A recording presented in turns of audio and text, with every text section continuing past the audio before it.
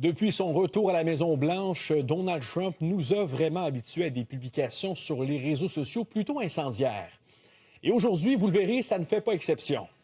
Avec l'intelligence artificielle, le président américain a vanté son tout nouveau ministère de la guerre en menaçant la ville de Chicago au passage. Étienne Malouin. I love the smell of napalm in the morning.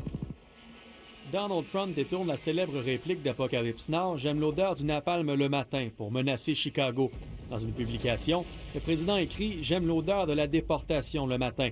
Il menace de déployer la garde nationale contre la criminalité à Chicago et ajoute que les résidents vont comprendre pourquoi le département de la Défense s'appelle maintenant le département de la guerre. Trump va jouer de ça massivement et en même temps laisse planer cette idée qu'il pourrait débarquer à Chicago avec l'armée.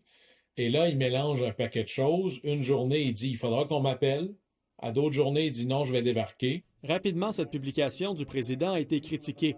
Le gouverneur démocrate de l'Illinois, J.B. Pritzker, a mentionné que la menace de Donald Trump d'entrer en guerre contre une ville américaine n'est pas une blague, en ajoutant que le président américain n'est pas un homme fort, mais un homme effrayé, en ajoutant que l'Illinois ne se laissera pas intimider par un dictateur en herbe.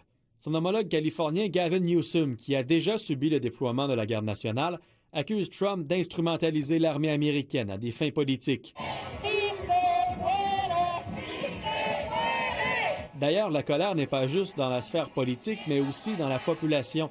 Dans les rues de Washington, D.C., autre ville où des soldats ont été déployés par l'administration Trump, plusieurs Américains ont manifesté pour dénoncer les actions de la police de l'immigration et le déploiement de la garde nationale.